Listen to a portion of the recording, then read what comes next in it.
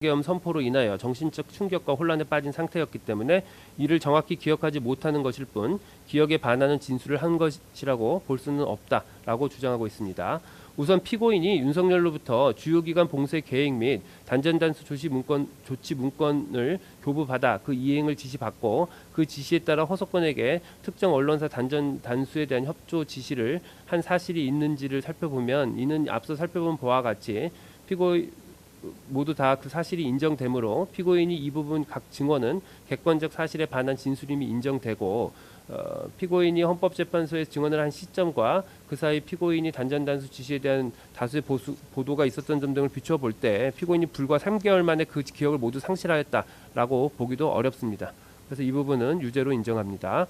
다음으로 조태열 문건 관련 증언의 경우 조태영이 대통령 집무실에 들어갈 당시 피고인은 이미 한덕수, 박성재 등과 함께 집무실에 입실해 있는 상태였고 당시 상황에 대해서 조태열은 제가 집무실에 도착한 이후 반대하는 입장을 말하고 이에 대해 윤석열이 대답을 한다고 10여 분이 흐른 것 같다. 다른 사람들은 그 시간 동안 말할 틈도 없었다. 제 입장에서는 좀 거들어주기를 바랬다. 라는 취지로 진술하기도 한 점을 종합해 볼 때 당시 집무실에 있었던 사람들은 대화의 화자인 윤석열과 조태열에 집중할 수밖에 없었던 상황으로 보입니다. 또한 조태열의 진술에 의할 때 윤석열은 제외공간 지시 문건을 조태열에게 집무실 원탁 위로 던지듯이 건네주었고 당시 집무실의 자리 배치 등을 고려해 볼 때 피고인이 이를 보지 못했다고 보기는 어렵습니다. 더구나 당시 피고인과 함께 대통령 집무실에 있었던 김영호는 윤석열이 조태열에게 제외공간 지시문건을 교부한 것을 보았다라고 진술하였고 김용현도 당시 집무실에서 제가 직접 외교부 장관에게 문건을 줄 수 없는 상황이라 대통령님께 전달해 드려서 대통령님께서 외교부 장관에게 문건을 건네주었다라는 취지로 집무실의 상황을 상세히 진술한 점 등을 종합하여 볼 때 피고인은 윤석열이 조태열에게 지시문건을 전달하는 장면을 목격한 사실에 대하여 위증을 한 것으로 판단됩니다. 그래서 이 부분도 유죄로 인정합니다. 최상목 문건 관련 위증의 점에 대해서 보건대 대통령 접견실 CCTV에 의하면 윤석열이 최상목에게 예산 관련 지시 문건을 건네줄 당시 단순히 피고인이 얼굴과 몸이 윤석열과 최상목 쪽을 향하고 있었던 장면은 확인이 되지만 피고인이 이를 주시하고 있었는지는 정확히 확인되지 않습니다.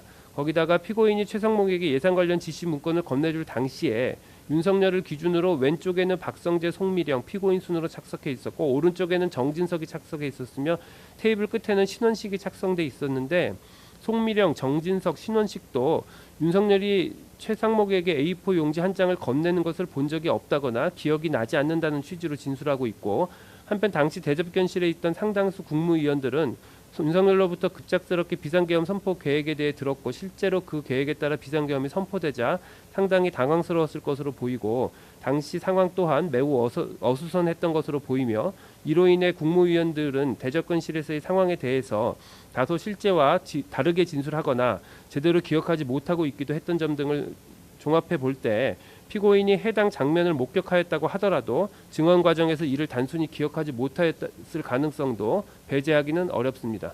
그렇다면 이 부분 공소사실은 범죄의 증명이 없는 때에 해당하므로 형사소송법 제325조 후단에 의해 무죄를 선고하여야 하나 이와 포괄적 관계에 있는 다른 위증죄를 유죄로 인정하는 이상 주문에서 따로 무죄를 선고하지는 않습니다. 마지막으로 피고인의 내란 주요 임무 종사와 유죄에 관한 위증죄에 관한 양형의 이유를 살펴보겠습니다. 내란죄는 국가의 존립과 헌법 기능을 파괴하고 사회의 근간을 뒤흔드는 국가적 범죄로서 그 위험성은 특정 영역에 국한되지 않고 국가 전체에 미친다.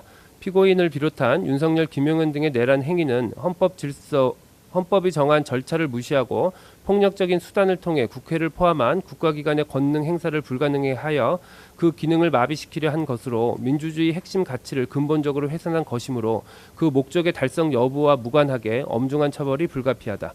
피고인은 정부 고위 공직자로서 그리고 자유민주적 기본 질서를 수호해야 할 공동체의 일원으로서 헌법과 법률을 수호하고 이를 실현하기 위한 노력을 기울여야 할 헌법적 의무를 부담함에도 윤석열, 김용현 등의 지시에 따라 소방청에 직접 언론사 단전 단수에 대한 협조를 지시함으로써 내란 행위에 가담하였으므로 그 죄책이 결코 가볍지 않다. 더구나 피고인이 윤석열, 김용현 등의 내란 행위를 적극적으로 만류했다고 볼 만한 자료는 없고 오히려 이후 내란 행위의 진실을 밝히고 그에 합당한 책임을 지기는커녕 진실을 은폐하고 책임에서 벗어나고자 위증까지 하였다는 점에서 피고인에 대한 비난 가능성은 더욱 크다.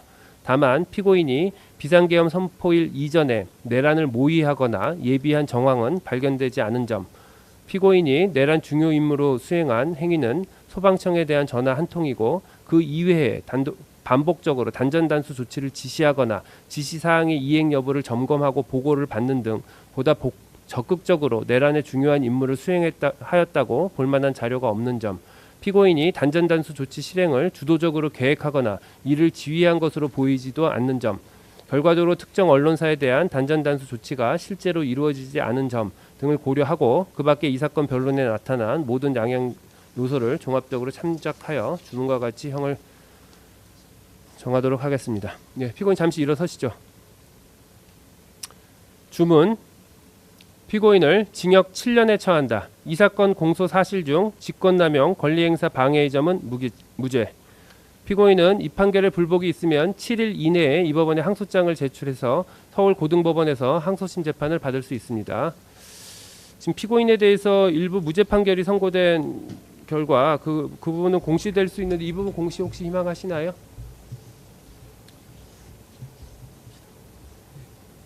그 부분은 그러면 공시를 원하시나요? 예. 이 부분은 공시하도록 하겠습니다. 예, 선고 마치겠습니다. 가셔도 좋습니다. 예, 재판 마치겠습니다.